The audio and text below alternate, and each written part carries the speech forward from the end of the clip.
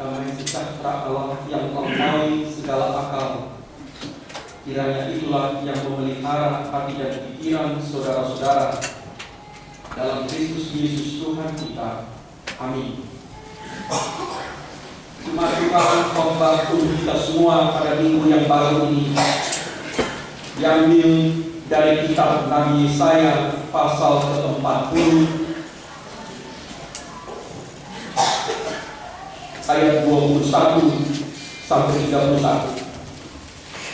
Yesaya pasal 40 ayat 21 sampai 31 kita akan baca berbalas-balasan. Bagian yang ke tepi kami yang baca, bagian yang mendorong atau masuk ke dalam jemaat yang membacanya.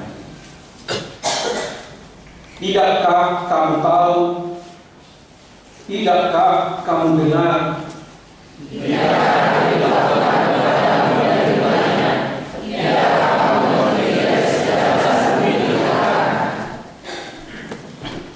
Dia yang bertakhta di atas bulatan bumi, yang duduknya seperti lalang, Dia yang membentangkan langit seperti kain, dan memasangnya seperti kamar kediaman. Dia yang membuat pembesar-pembesar menjadi tidak ada, Dan menjadikan hati dunia sia-sia saja. baru saja mereka di tanah, baru saja cangkok mereka berakar di dalam tanah. Sudah juga tidak hidup padanya, sehingga mereka kering dan beroleh seperti kami. Dengan siapa hendak kamu samakan aku?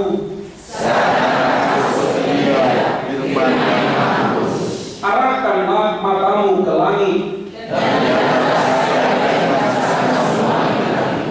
dan menyuruh segenap tentara mereka keluar. Satu pun tiada yang tak hadir. Mengapa engkau berkata demikian, hai Yakub? Hidupku tersembunyi dari Tuhan. Tidakkah kau tahu? Tuhan ialah Allah kekal. Ia tidak menjadi lelah dan tidak menjadi lesu. Dia memberi kekuatan kepada yang lelah. Orang-orang muda menjadi lelah dan lesu. Tetapi orang-orang yang menanti-nantikan Tuhan mendapat kekuatan baru.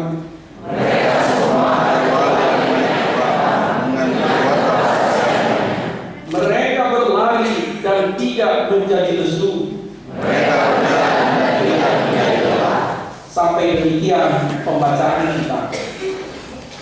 Jemaat Tuhan, agar kita dapat menangkap dengan jelas pesan Nabi Yesaya tadi, baiklah kita segarkan ingatan dan pemahaman kita tentang pengalaman umat Israel dibuang ke Babel. Dari sejarah kita tahu waktu itu sampai sekarang juga sebenarnya Israel negara kecil yang terjepit di antara negara-negara adidaya pada waktu itu. Ada 3 negara adidaya: Babel, Iran yang sekarang, Mesopotamia. Yang kedua Persia, Iran yang sekarang, dan ketiga Mesir. Ketiga negara adidaya ini selalu berperang satu sama lain. Dan bila mereka berperang satu sama lain, Israel persis seperti pelandu di tengah-tengah gajah yang sedang bertarung. Ketika Mesir menyerang Persia, maka mereka meluluh lantakkan Israel yang dilewati. Begitu juga ketika Babel menyerang Persia, Israel selalu menjadi korban di tengah-tengah. Dalam kisah ini, Israel ditaklukkan oleh Babel, kota suci Yerusalem yang mereka bangga-banggakan, yang menjadi orientasi kiblat dari umat Israel dihancurkan. Baik Allah yang menjadi sentrum menjadi titik pusat perhatian umat dijarah, dihancurkan. Dan sebagian besar bangsa Israel, terutama orang-orang terpandang, orang-orang terpelajar, dibuang, diangkut sebagai tawanan ke Babel. Israel pun merasa terpuruk, memakai bahasa Barat, malikoki. Disitulah muncul permenungan, pergumulan mereka. Apakah Tuhan Allah ada di Babel ini? Apakah Tuhan Allah masih melihat kita di Babel ini? Dan pertanyaan yang paling menakutkan mereka, apakah Tuhan Allah masih berkuasa? Jangan-jangan dewa-dewa Babel inilah sesungguhnya yang kuat dan berkuasa. Saudara-saudara, karena itu kita baca di ayat 27 tadi, umat Israel merasa mereka tidak lagi diperhatikan oleh Allah. Tuhan hanya ada di Yerusalem, tidak sampai ke Babel ini. Dan yang lebih parah, Yerusalem sendiri pun telah hancur. Saudara-saudara, kalau kita baca di Yesaya 41 ayat 14, Israel merasa dirinya sebagai cacing kecil atau ular kecil yang tak berdaya. Bahasa Barat, gea nasional gelo, tidak ada daya. Saudara-saudara, dengan skala kecil atau besar tidak harus persis sama. Kadang-kadang kita juga memiliki perasaan yang sama terhadap seperti umat Israel pada masa pembuangan Babel. Apakah karena kita merasa ada orang-orang, atau kita merasa ada kelompok, atau kita merasa ada tantangan yang terlalu kuat, kita juga bisa merasa tak berdaya seperti Israel di masa purba. Tidak harus persoalan yang besar, tetapi bisa juga karena persoalan rumah tangga, bisa karena persoalan pribadi, bahkan bisa karena persoalan penyakit. Kita merasa sangat kecil, terpuruk, dan seolah-olah Tuhan tak mampu lagi menolong kita. Apa pesan Allah kepada umat Israel, umat buangan di Babel itu, dan kepada kita, umatnya zaman sekarang? Yang pertama, tetaplah percaya kepada Allah. Dia adalah Tuhan semesta alam. Dia adalah Bapa yang Maha Kuasa. Dia adalah Yang Maha Kudus. Percayalah kepadanya. Kehadirannya dan kuasanya tidak dibatasi oleh tempat. Pada waktu itu umat Israel merasa Tuhan Allah tidak sampai ke Babel, tidak mampu. Mereka tersembunyi, terasing dan jauh dari Tuhan Allah. Tetapi pesan yang disampaikan Nabi Yesaya, Allah ada di Babel itu juga. Mereka dibuang ke Babel bukan karena Babel kuat, tetapi karena Allah mengizinkannya sebab dosa-dosa mereka. Dengan kata lain, Nabi Yesaya mau mengatakan bukan Allah yang kalah, tetapi Dia sengaja membiarkan umatnya karena dosa-dosa mereka. Yesaya mengatakan Dialah yang menciptakan langit dan bumi. Dengan bahasa puitis dikatakan Dialah yang membentangkan langit bagaikan membentangkan kain atau membentangkan kemah. Padahal orang-orang Babel mengatakan langit itulah dewa-dewa mereka. Bulan, bintang, cakrawala, apalagi patung-patung belaka yang diciptakan orang Babel, menurut Yesaya hanyalah ciptaan belaka yang tidak berdaya apa-apa. Sebab itu percayalah kepada Allah. Saudara-saudara, melalui teks ini kita diingatkan modal dasar dan utama kita adalah percaya kepada Allah. Modal dasar kita, bekal utama kita dalam kenyataan hidup ini adalah percaya kepada Allah yang Maha Kuasa. Bukan percaya kepada Allah yang setengah berkuasa, apalagi Allah yang sebetulnya tak lagi berkuasa. Karena itu saudara-saudara, pengakuan iman rasuli yang kita ucapkan saban minggu itu baik juga diucapkan ketika kita merasa lemah, lelah, sakit, atau tak berdaya. bukan hanya diucapkan sebagai bagian dari sebuah seremoni atau upacara. Ketika saudara dan saya sakit, ketika saudara dan saya ditimpa oleh beban, ketika saudara dan saya merasa hidup ini betul-betul tidak berdaya dan tantangan terlalu kuat, ucapkanlah lagi pengakuan iman rasuli itu. Aku percaya kepada Allah, Bapa yang Maha Kuasa, kali langit dan bumi. Pengakuan iman rasuli itu bukan sekedar teori, tetapi mau memanggil kita untuk betul-betul percaya, menggantungkan hidup dan masa depan kita kepada Allah. Allah sanggup mengeluarkan umatnya dari tangan adidaya Babel pada zaman dahulu, dan pada zaman sekarang pun Allah masih sanggup menolong umatnya. Allah tahu kebutuhan kita, Allah tahu hak-hak kita, Allah tahu kepentingan kita, dan Dia mau membela kita. Sebab itu percayalah kepada-Nya. Jangan gantungkan masa depan kepada manusia. Jangan gantungkan masa depan kepada kuasa atau materi. Jangan gantungkan masa depan kepada kemampuan diri sendiri. Kenapa? Karena Yesaya tadi mengatakan semuanya itu tidak bisa dijadikan gantungan karena tidak tetap. Saudara-saudara, kepercayaan itulah yang membuat kita kuat menghadapi tantangan, membuat kita kuat menghadapi masalah, membuat kita kuat menghadapi cobaan. Kepercayaan atau iman kepada Allah yang Maha Kuasa, Allah yang Maha Baik itulah yang membuat kita bisa survive, membuat kita eksis di tengah-tengah kenyataan hidup ini, dan membuat kita tetap bergerak, berkarya, beraktivitas. Karena Abraham beriman kepada Allah, maka dia berani keluar mengembara ke masa depan. Karena Musa beriman kepada Allah, maka dia menerima panggilan itu menghadap Firaun dan memimpin umatnya. Karena Daud beriman kepada Allah, maka dia berani melawan Goliat.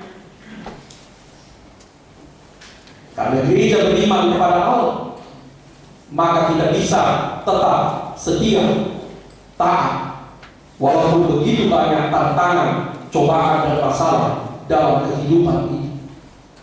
Karena itu secara singkat, renungan khotbah hari ini mau mengajak kita membaharui kembali iman kita kepada Allah itu. Bukan cuma sekedar mengatakan saya Kristen, tetapi betul-betul percaya bahwa Allah itu ada dan Dia sanggup menolong kita dengan berbagai masalah kenyataan hidup kita. Yang kedua, apa pesan saudara-saudara? Berharaplah kepada Allah itu dan terimalah kekuatannya. Berharaplah, nantikanlah Dia dan terimalah kekuatannya. Saudara-saudara, kekuatan, daya tahan dan kemampuan kita terbatas. Kita bisa lelah, kita bisa merasa jemu, kita bisa merasa lesu, energi kita bisa habis. Bahkan untuk berbuat baik pun kita bisa merasa lelah dan akhirnya jemu. Saudara-saudara, di Babel umat itu merasakan perasaan yang lelah dan tak berdaya itu. Mereka lesu. Tetapi Yesaya menyampaikan satu kabar yang sangat penting di ayat 28. Allah Israel tidak pernah lelah dan tak pernah lesu. Saudara-saudara, apa artinya itu? Dia mau memberi kepada kita kekuatan dan semangat baru kepada orang-orang yang lemah dan lesu. Saudara-saudara, di sini kita disadarkan rupanya pengharapan itulah yang membuat kita tetap semangat dan gembira dalam hidup ini. Tanpa pengharapan, kita ibarat orang yang sudah mati. Mungkin baik juga sekali-sekali kita bercermin, melihat wajah kita baik-baik di cermin. Ini wajah orang yang berpengharapan atau wajah orang yang tak punya lagi harapan.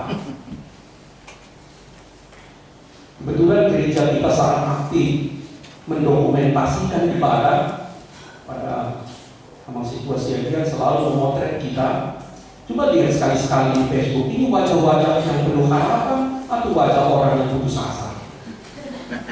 Bahasa dulu, ini orang-orang yang punya masa depan cemerlang atau justru orang yang masa depannya dirasakannya sangat suram? Madesu katakan dulu. Suram. Saudara-saudara, karena itu pesannya apa kepada kita? Bangkitlah, terbanglah seperti burung Raja Wali. Bagi anak-anak muda yang tak pernah melihat burung elang atau burung Raja Wali, boleh ganti kalimat itu. Terbanglah seperti Jumbo Boeing 747 itu, yang mengerahkan seluruh dayanya dan kekuatannya untuk lepas landas. Bangkitlah, bangunlah, jangan lesu. Lawanlah penyakit itu, lawanlah masalah itu, lawanlah keputusasaan itu, lawanlah kemalasan itu. Bangkitlah seperti burung Raja Wali, kata Yesaya. Dulu belum ada pesawat terbang, belum ada mesin jet. Tetapi bagi kita orang-orang modern, kita bisa bayangkan hidup ini ada panggilan Tuhan untuk terbang, untuk lepas landas, menggunakan semua kekuatan Tuhan yang dianugerahkannya kepada kita untuk bangkit. Saudara-saudara, zaman sekarang menurut kami bangsa kita sangat krisis motivasi. Orang hampir tak mampu lagi memotivasi dirinya sendiri. Karena itu profesi yang paling laris sekarang adalah motivator, dan dibayar sangat mahal. Sebetulnya bila kita mampu memotivasi diri kita sendiri, bila kita mampu berkata kepada diri kita sendiri, bangkitlah, terimalah kekuatan Tuhan itu, jadilah kembali segar, maka kita tidak perlu sebetulnya kekuatan dari luar untuk menasihati kita. Saudara-saudara, karena itu ayat yang sangat indah ini, orang-orang muda sekalipun bisa lelah dan lesu, katanya. Teruna-teruna yang gagah, pemuda-pemuda yang gagah berani itu bisa tersandung. Tetapi Yesaya mengatakan, bila kita menanti-nantikan Tuhan, kita akan mendapat kekuatan baru. Kita akan berlari, kita akan terbang, kita akan berkarya, kita akan berjuang tanpa kenal lelah dan lesu. Kenapa? Karena Tuhan memberikan kekuatannya. Yang ketiga, jangan lelah, tetaplah berkarya, tetaplah melayani. Di Babel umat Israel sempat tidak mau lagi kerja, mereka tidak mau lagi membangun rumahnya, mereka tidak mau lagi berkarya, bahkan ada yang tidak mau lagi menikah karena keputusasaannya di Babel. Mereka mengatakan tidak ada lagi gunanya semuanya itu karena pembuangan Babel ini. Saudara-saudara, karena itu epistel bila kita perhatikan dari Markus justru mengingatkan kita supaya kita tetap tidak pernah lelah berkarya dan melayani seperti Tuhan kita. Yesus sepanjang hari di Kapernaum bekerja, berbuat baik dan melayani dan tak merasa lelah. Dan kita dipanggil melakukan hal yang sama. Kita tidak harus menunggu sebuah persoalan beres. Kita tidak harus menunggu agar kaya raya dulu. Kita tidak harus menunggu sampai semua urusan pribadi kita selesai untuk bisa ikut berkarya dan melayani. Sekarang pun kita dipanggil untuk bisa melayani dan berkarya. Dan saudara-saudara, dan itu juga yang membuat kita semakin semangat dan kuat. Di penjara, kalau orang tidak bekerja sama sekali, maka dia akan semakin jatuh, semakin merasa kecil dan terpuruk. Ketika ada masalah, kalau kita pasif, kita diam dan hanya merenung, tak berbuat apa-apa, kita bukannya makin kuat, masalah bukannya selesai, tapi kita juga makin jatuh dan terpuruk. Sebab itulah Yesus mengatakan, bangkitlah melayani, ikutlah menyembuhkan, ikutlah mengabarkan Injil, ikutlah mengajar, ikutlah dalam karya melayani, dan doa membuat kita kuat melakukan semuanya ini. Amin.